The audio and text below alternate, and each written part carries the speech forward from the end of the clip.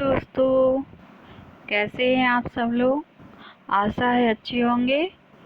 तो नए वीडियो के साथ नए पाठ का शुभारंभ करते हैं, जो एमपी बोर्ड कक्षा 10वीं की हिंदी नवनीत का है, जिसका अभ्यास कार्य हम इस वीडियो के माध्यम से देखने जा रहे हैं। तो करते हैं इस पाठ के अभ्यास कार्य को, जिसका नाम है प्रेम और सौंदर्य। देखते हैं। पहला प्रश्न है, श्री कृष्ण के हृदय में किसकी माला शोभा पा रही है। उत्तर है, श्री कृष्ण के हृदय में गुंजाओं की माला शोभा पा रही है। अगला प्रश्न है, गोपाल के कुंडलों की आकृति कैसी है। उत्तर है, गोपाल के कुंडलों की आकृति मछली जैसी है। अगला प्रश्न है, श्रद्धा का गायन स्वर किस तरह का है। उत्तर है, श्रद्धा का गायन स्वर मधुकरी भ्रामरी जैसा है। अगला प्रश्न है, मधुर विश्रांत और एकांत जगत का सुलझा हुआ रहस्य संबोधन किसके लिए है। उत्तर है, यह संबोधन मनु के लिए है। श्रद्धा कहती है कि तुम्हें देखकर ऐसा लगता है मानो तुमने संसार के रहस्य को सुलझा लिया है, इसलिए तुम निश्चित होकर बैठ जाओ। अगला प्रश्न है, माथे पर लगे टीके की तुलना किससे की है। उत्तर है, माथे पर लगे टीके की तुलना सूर्य से की गई है। अगला प्रश्न है, गोपाल के गले में पड़ी गुंजाओं की माला की तुलना किससे की गई है। उत्तर है, गोपाल के गले में पड़ी गूंजों की माला की तुलना दावानल की ज्वाला से की गई है। अगला प्रश्न है, श्री कृष्ण के ललाट पर टीका की समानता किससे की गई है।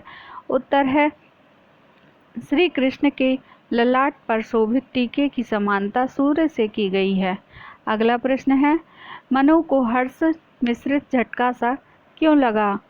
उत्तर है, श्रद्धा की वाणी सुनते ही मनु को एक हर्ष मिश्रित झटका लगा और वे मोहित होकर यह देखने लग गए कि यह संगीत से मधुर वचन कौन कह रहा है। अगला प्रश्न है, पीतांबरधारी श्री कृष्ण के सौंदर्य का वर्णन कीजिए। उत्तर है, श्याम वर्ण पर पीतांबर धारण किए हुए श्री कृष्ण का सौंदर्य ऐसा लग रहा है कि मानो नीलमणि के पर्वत पर प्रातःकालीन सूर्य की किरणें पड़ रही हों। अगला प्रश्न है, शरतरु की मनु सिंधु में लसते सपल्लव डार का आशय स्पष्ट कीजिए। उत्तर है, नायक कहता है कि इस नायिका का झिलमिली नामक आभूषण अपार चमक के साथ झीने पट में झलक रहा है। उसे देखकर ऐसा लगता है मानो कल्प वृक्ष के पत्तों सहित डाल समुद्र में विलास कर रही है। अगला प्रश्न है, अरुण रवि मंडल उनको भेद दिखाई देता हो, छवि धाम का भावार्थ लिखिए। उत्तर है,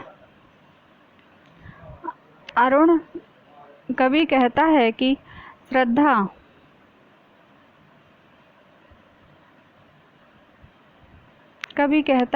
श्रद्धा का मुख ऐसा सुंदर दिखाई दे रहा था जैसे सूर्य अस्त होने से पहले छिप गया हो, परंतु जब लाल सूर्य उन नीले मेघों को चीर कर दिखाई देता है तो वह अत्यंत सुंदर दिखाई देता है। श्रद्धा के मुख का सौंदर्य वैसा ही था।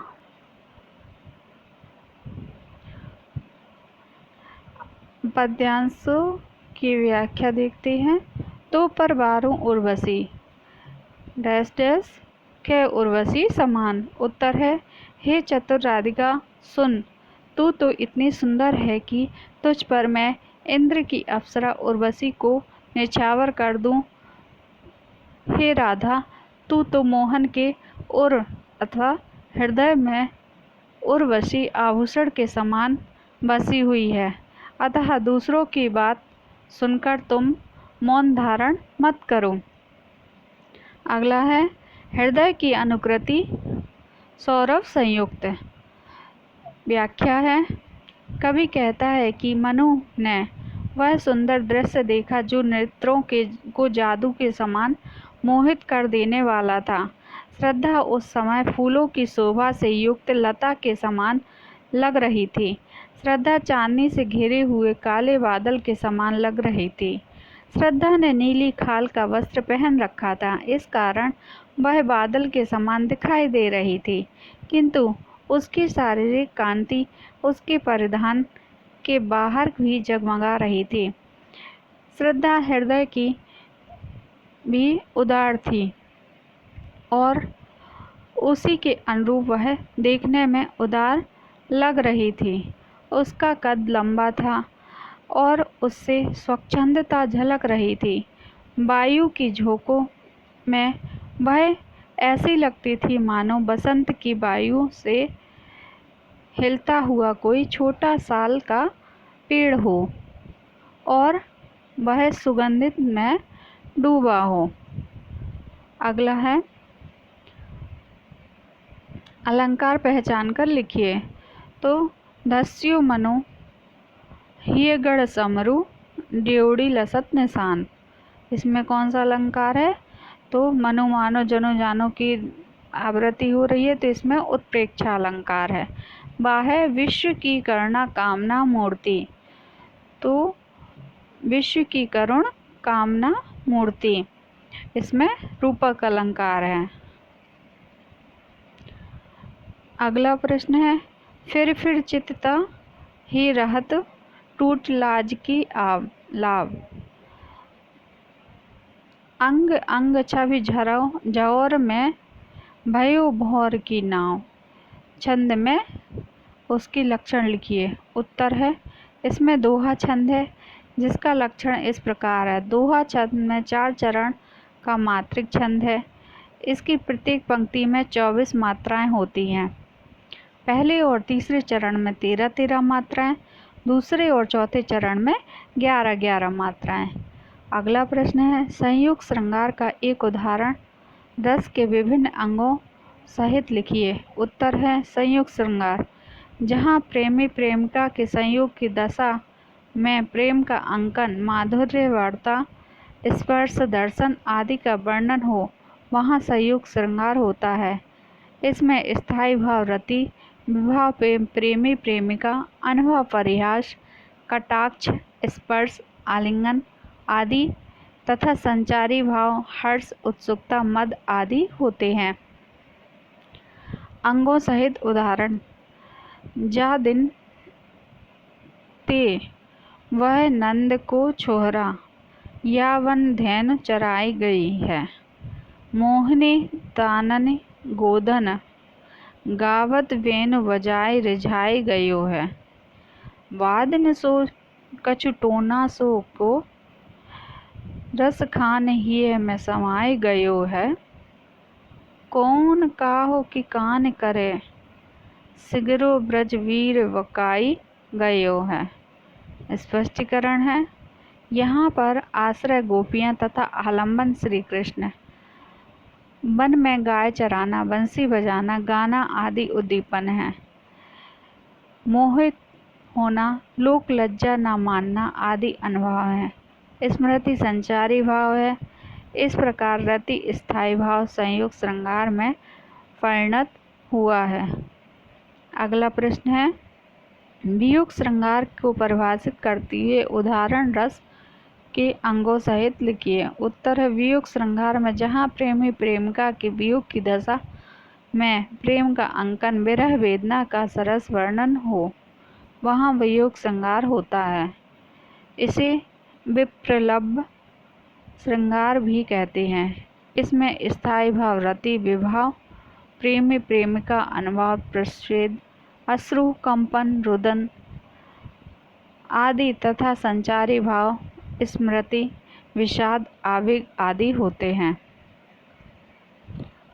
उदाहरण है ऊधो मोहि ब्रज विसरत नाही, वृंदावन गोकुल वन उपवन, सघन कुंज की छाएं, प्रात समय माता जसुमति अरो, नंद देख सुख पावत, माखन रोट दयो सजायो, अतिहित साथ खवावत, गोप ग्वाल बाल संग खेलत, सब दिन हसत सिरात।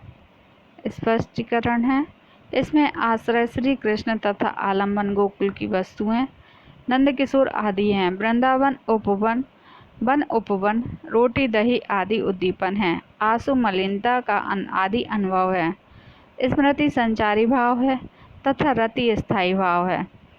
बहुविकल्पीय प्रश्न है, सही विकल्प चुनिए। पहला प्रश्न है, श्री कृष्ण के हृदय पर किसकी माला शोभा पा रही है? उत्तर है गूंजों की। अगला प्रश्न है, श्री कृष्ण के कानों में किस प्रकार के कुंडल सुशोभित हैं? उत्तर है मछलियों की आकृति के कुंडल। अगला प्रश्न है, प्रसाद जी ने श्रद्धा सर्ग में किसका चित्रण किया है? तो मनु और श्रद्धा के प्रेम का, प्रकृति का, नारी के सौंदर्य का, उपयुक्त सभी का चित्रण किया है। अगला प्रश्न है, सृष्टि में प्रलय के पश्चात मनु ने सबसे पहले किसको देखा? उत्तर है श्रद्धा को। खाली स्थान भरिए। सोहत ओढ़े पीठ पट, श्याम सलोने गात। अगला है, गोपाल के गले में गूंजों की माला थी। नील परिधान बीच सुकुमार, खल रहा मृदुल अधिखिला अंग। श्रद्धा के अपूर्व सौंदर्य को देख मनु आकर्षित होते हैं। सत्यासत्य लिखिए। बिहारी के दोहे में राधा कृष्ण के प्रेम का सुंदर वर्णन है। सत्य। कामायनी आधुनिक काल का श्रेष्ठ महाकाव्य है। सत्य। नील धन शावक से सुकुमार सुधा भरने को विधु के पास पंक्ति प्रसाद की लहर कविता की है। असत्य। प्रलय काल के बाद जब मनु अकेले रह जाते हैं तब उन्हें श्रद्धा के दर्शन होते हैं। सत्य। अगला है, सही जोड़ी मिलाइए।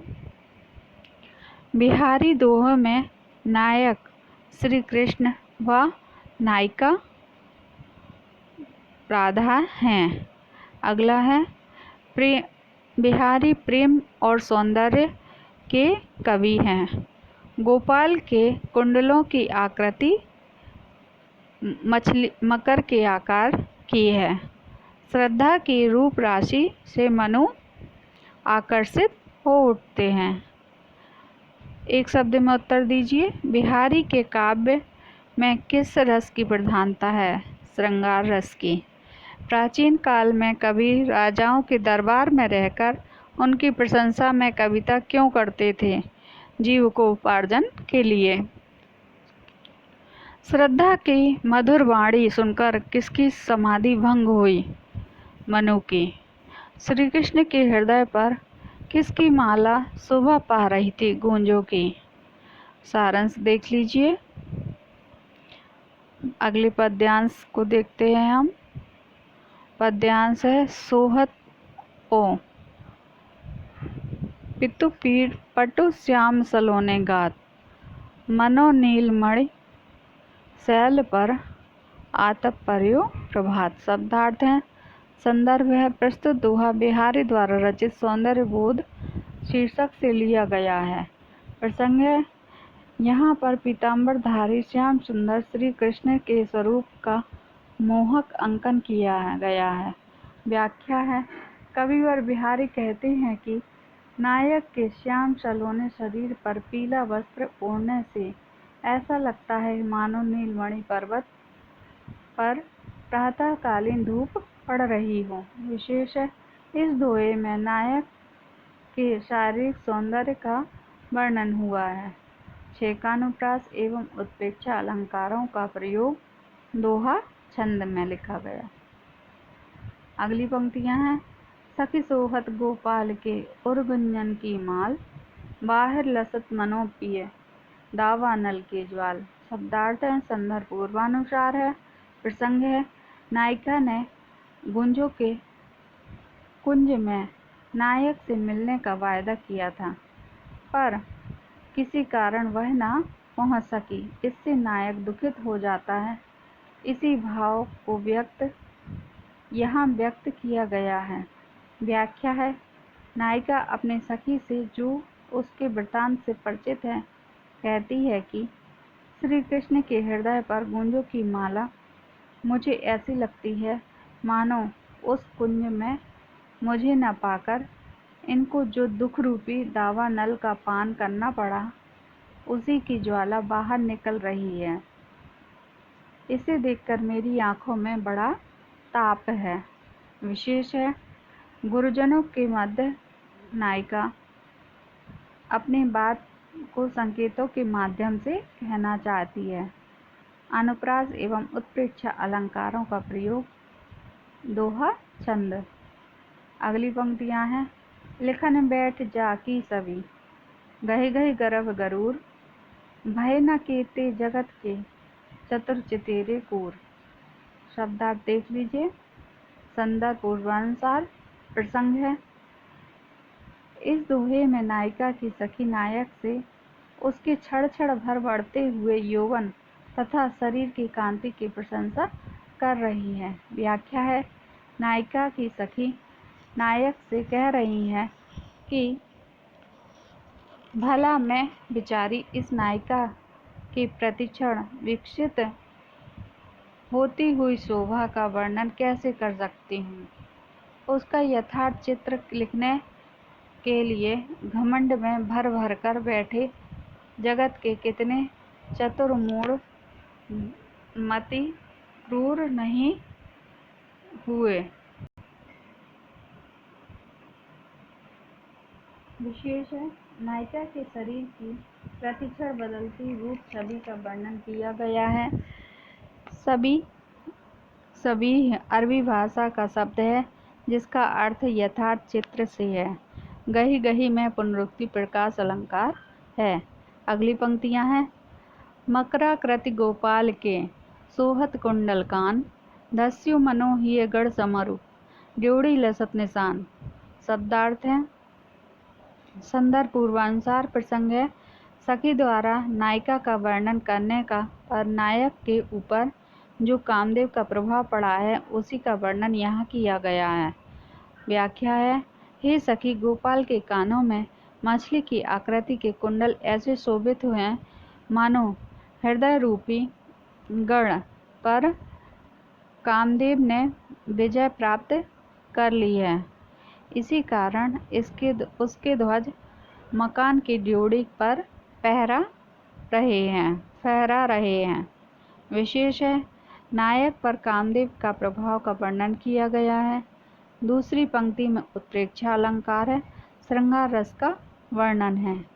अगली पंक्तियां हैं। नीको लसत लिलार पर, टीको जरिय जराय, छवि बढ़ावत रवि मनो, शशि मंडल में आए।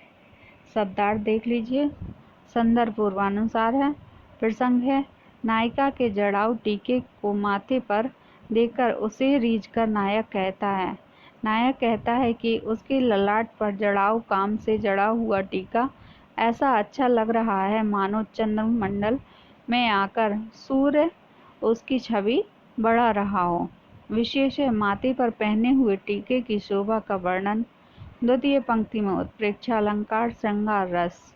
अगली पंक्तियां हैं। झीने पट में झिलमिली, झलकत ओप अपार, सुरतर की मन सिंध में लसत सपल्लव डार। शब्दार्थ है। संदर्भ पूर्वानुसार है। प्रसंग है। झीने पट में फूट कर निकली हुई नायिका के शरीर की झलक पर रीझ कर नायक कहता है ओहो, इसकी झिलमिल एक प्रकार का कानों में पहने जाने वाले आभूषण अपार चमक के साथ झीने पट में झलक रही हो, मानो कल्प वृक्ष के पत्तों सहित डाल समुद्र में विलास कर रही हो। विशेष है, झीने पट में झिलमिल की झलक सुंदर वर्णन है। दूसरी पंक्ति में उत्प्रेक्षा अलंकार है, श्रृंगार रस है। त्यों त्यों प्यासी रहत, ज्यों ज्यों पियत अधाय, सगुन सलोने रूप की जुन चख तृषा बुझाए। शब्दार्थ हैं। संदर्भ पूर्वानुसार है। प्रसंग है। नायिका नायक को बार बार देखती है, फिर भी उसकी प्यास नहीं बुझती। इसी का यहाँ वर्णन किया है। व्याख्या है। नायिका कहती है कि मेरे प्यासे नेत्र ज्यों ज्यों उस सगुन सलोने रूप को अघा कर पीते हैं, त्यों त्यों ही वे प्यासे बने रहते हैं, क्योंकि सगुन एवं सलोने खारे पानी से आँखों की प्यास बुझती नहीं, अपितु बढ़ती ही जाती है। विशेष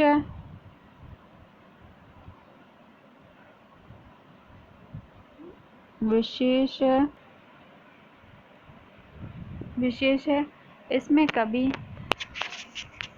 ने यह भाव प्रकट किया है कि जैसे खारे पानी में प्यास तृप्त नहीं होती है, उसी तरह नायक के सलोने रूप से देखने की इच्छा कभी भी पूरी नहीं होती है।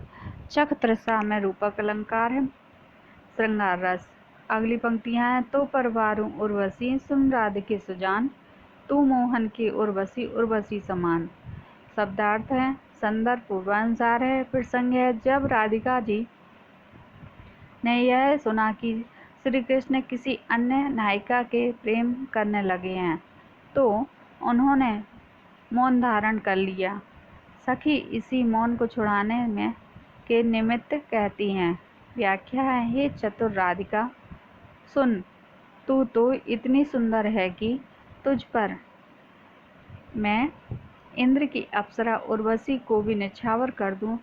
हे राधा, तू तो मोहन के उर अतः हृदय में उर्वशी आभूषण के समान बसी हुई है, अतः दूसरों की बात सुनकर तुम मौन धारण मत करो। विशेष है। नायिका के मौन को छुड़ाने का प्रयास। उर्वशी में श्लेष, उर्वशी उर्वशी में यमक अलंकार। श्रृंगार रस। अगली पंक्तियां। फिर चित्त उत ही रहत, टूट लजा लाज की लाव, अंग अंग छवि झोर में, भयो भोर की नाव। शब्दार्थ है। संदर्भ पूर्वानुसार है। प्रसंग है। इस दोहे में नायिका अपनी सखी से अपनी स्नेह दशा का वर्णन करती हैं। व्याख्या है। हे सखी, नायक के अंग प्रत्यंग की छवि के झूमर में फंसकर मेरा चित्त मन भंवर में पड़ी हुई नाव जैसा बनकर बार बार झूम झूम कर पुनः उसी अर्थात नायक की ओर ही लगा रहता है। वह किसी दूसरी तरफ नहीं जाता, क्योंकि उसकी लज्जा रूपी रस्सी टूट गई है। विशेष नायक के प्रति विशेष आकर्षक ने उसकी लोक लज्जा को मिटा दिया है। फिरी अंग अंग में पुनरुक्ति प्रकाश अलंकार। संपूर्ण अनुप्रास। श्रृंगार रस। अगली पंक्तियां हैं। जहाँ जहाँ ठाणो लक्यो, श्याम सुबक सिरमौर, उन्हु बिन छिन गई रहत, द्रगन अजो बहु ठौर। शब्दार्थ हैं। प्रसंग संदर्भ पूर्वानुसार। प्रसंग है। श्री कृष्ण के गोकुल से मथुरा चले जाने पर ब्रज बालाएं आपस में जो वार्तालाप कर रही हैं, उसी का वर्णन है। व्याख्या है। ब्रज की युवतियां परस्पर कह रही हैं कि जिन जिन स्थानों पर हमने श्री कृष्ण को खड़ा देखा, उन उन स्थानों में उनके कारण ऐसी सुंदरता आ गई है कि उनके यहाँ न रहने पर भी हमारे नेत्रों को ऐसे प्रिय लगते हैं कि हम अब भी अपने आप को श्याम सुंदर के संग पाते हैं। विशेष है। सुबक सिरमौर का अर्थ सुंदर पुरुषों में शिरोमणि श्री कृष्ण के लिए आया है। श्री कृष्ण के अलौकिक प्रभाव की छटा जहाँ तहाँ में पुनरुक्ति प्रकाश। श्याम सुबक सिरमौर में अनुप्रास अलंकार। श्रद्धा भाव का सारांश ये देख लीजिए। हम आगे की व्याख्या करते हैं। आगे पद्यांश है। कौन तुम श्रीसंत जलनिधि तीर, तरंगों के फेंकी मणि एक। ये देख लीजिए पद्यांश। शब्दार्थ देख लीजिए। प्रसंग है। इस छंद में प्रलय काल के पश्चात श्रद्धा और मनु के श्रद्धा का मनु से साक्षात्कार होता है। श्रद्धा मनु से पूछती है। व्याख्या है। श्रद्धा मनु से पूछती है कि तुम कौन हो। जिस प्रकार सागर की लहरों द्वारा किनारे पर फेंकी हुई मणि सूनेपन की अपनी ज्योति से सुशोभित करती है, उसी प्रकार तुम भी इस संसार रूपी सागर के किनारे बैठे हुए मणि के समान इस एकांत स्थान को अपनी कांति से सुशोभित कर रहे हो। तुम्हारा रूप मधुर है, तुम थके हुए प्रतीत हो रहे हो। इस एकांत शून्य स्थान पर बैठे हो। तुम्हें देखकर ऐसा लगता है कि मानो तुमने संसार के रहस्य को सुलझा लिया, इसलिए तुम यहाँ निश्चित होकर बैठो। तुम्हारे मुख पर करना भी है और तुम्हारा मौन बड़ा आकर्षक प्रतीत होता है। तुम्हारी यह शांति सदैव चंचल रहने वाले मन की शिथिलता के समान है। विशेष कविता का आरंभ नाटकीय ढंग से होता है। रूपक एवं उपमा अलंकार का प्रयोग श्रृंगार रस। अगली पद्य की पंक्तियां हैं। सुना यह मनु ने मधु गुंजार मधुकरी सा जब सानंद। ये शब्दार्थ हैं।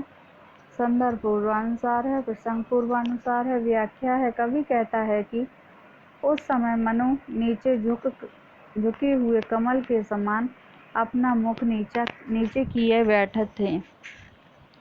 उन्होंने भंवरी की गुंजार के समान श्रद्धा की ओर की यह मधुर वाणी बड़े हर्ष से सुनी।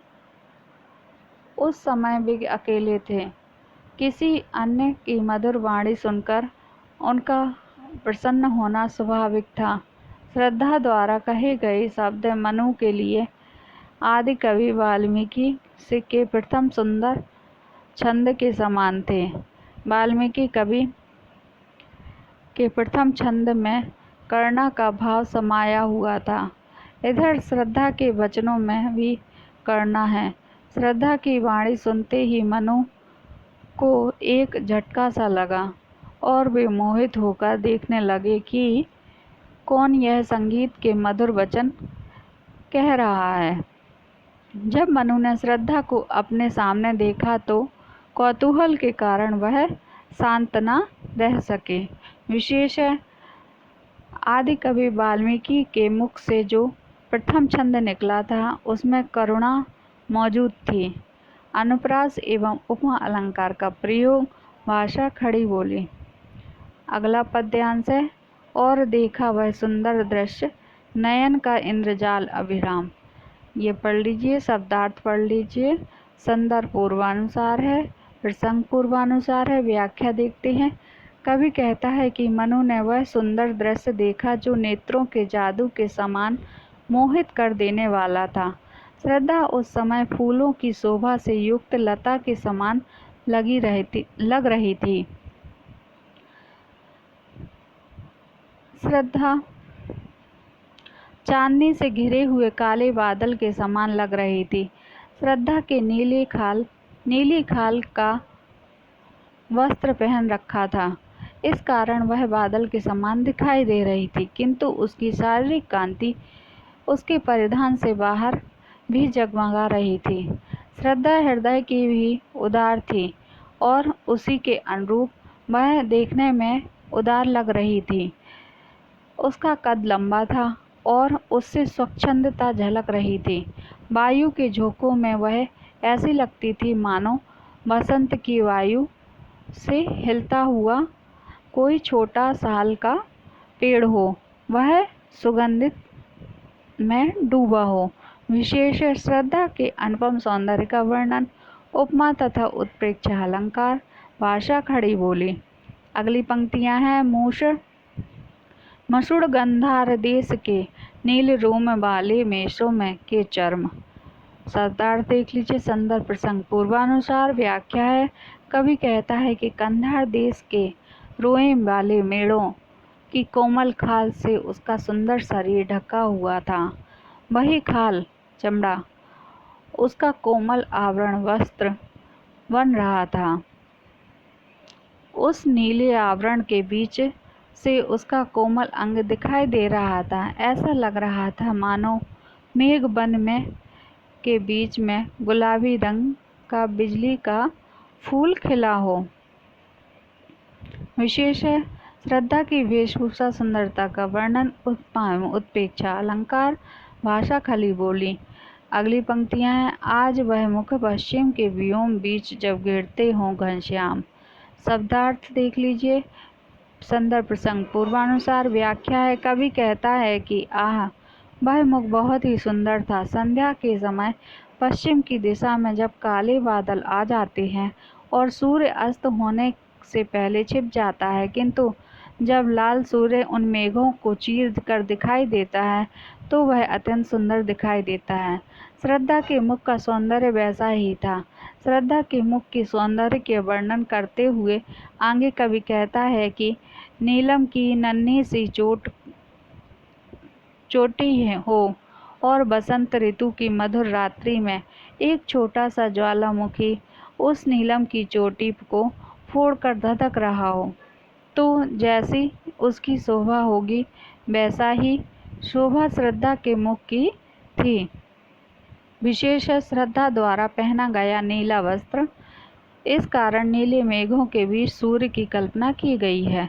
नीलम की चोटी कल्पना भी नीले आवरण के कारण की गई है। उत्प्रेक्षा अलंकार। अगली पंक्तियां हैं। घिरे रहे थे घुंघराले बाल अंश अवलंबित मुख के पास। शब्दार्थ देख लीजिए। संदर्भ प्रसंग पूर्वानुसार व्याख्या है। श्रद्धा के मुख के पास उसके कंधे पर घुंघराले बाल बिखरे हुए थे। उन्हें देखकर ऐसा लग रहा था मानो मेघों के बालक अर्थात छोटे बादल चंद्रमा के पास अमृत भरने के लिए आए हों। श्रद्धा के मुख पर मुस्कुराहट ऐसी शोभा दे रही थी मानो कोई सूर्य की कांतिमान किरण लाल कपोलों पर विश्राम करके अलसा रही हो। विशेष है श्रद्धा के बाल नीले मेघों के समान हैं और मुख चंद्रमा के समान, अतः उत्प्रेक्षा अलंकार। श्रद्धा के होंठ लाल कपोल के समान और मुस्कुराहट सूर्य की किरण के समान, अर्थात उत्प्रेक्षा अलंकार। श्रृंगार रस। आगे की पंक्तियां हैं। नित्य यौवन छविषे ही दीप्त विश्व की करुण कामना मुहूर्त। पंक्तियां देखिए। आगे शब्दार्थ देख लीजिए। संदर्भ प्रसंग पूर्वानुसार व्याख्या है। कवि कहता है कि श्रद्धा अनंत यौवन की शोभा से दीप्त थी। वह संसार भर की सदैव इच्छा की मूर्ति थी। उसे देखकर उसे स्पर्श करने की तीव्र इच्छा उत्पन्न होती थी। ऐसा लगता था मानो उसका सौंदर्य जड़ वस्तुओं से भी चेतना भर देता था। श्रद्धा उषा की पहली सुंदर किरण के समान है। उसमें माधुर्य, आनंद, मस्ती एवं लज्जा है। जिस प्रकार उषा की प्रथम किरण अंधकार को दूर करती हुई निकल जाती है, उसी प्रकार श्रद्धा के दर्शन से मनु के हृदय में छाया निराशा का अंधकार भी होने लगा। विशेष है उषा की प्रथम किरण का मानवीकरण अलंकार। श्रद्धा को पाकर मनु की निराशा कुछ कम होने लगी। उपमा उत्प्रेक्षा अलंकार। अगली पंक्तियां हैं। कुसुम कानन अंचल में मद पवन प्रेरित सौरभ साकार। आगे पंक्तियां देख लीजिए। शब्दार्थ देख लीजिए। संदर्भ प्रसंग पूर्वानुसार व्याख्या है। कवि कहता है कि श्रद्धा फूलों से भरे हुए वन के बीच में सौरभ की मूर्ति के समान दिखाई देती है, जिससे मंद पवन खिल रहा है। वह सौरभ की मूर्ति फलों के पराग के परमाणुओं से बनी है। इस पराग निर्मित मूर्ति पर मन की कामना रूपी नवीन वसंत की पूर्णिमा की चांदनी पड़ रही हो तो जैसी शोभा होगी वैसी ही शोभा श्रद्धा की हो रही थी। उस समय श्रद्धा की मस्त हंसी निरंतर माधुर्य से खेला करती थी। विशेष है श्रद्धा को पराग के परमाणुओं से निर्मित मूर्ति के समान दिखाकर उसके अनुपम सौंदर्य का वर्णन किया है। उपमा अलंकार अनुप्रास अलंकार की छटा है। श्रृंगार रस है। तो इस प्रकार हमने इस पाठ के पद्यांश संपूर्ण पद्यांशों को देखा और संपूर्ण अभ्यास कार्य, प्रश्नोत्तर, सही गलत खालिस्तान सभी कार्य को संपूर्ण किया। आप इसको बार बार देखिए और इसको समझने का प्रयास कीजिए, जो इस वीडियो के माध्यम से मैंने समझाया हुआ है। धन्यवाद।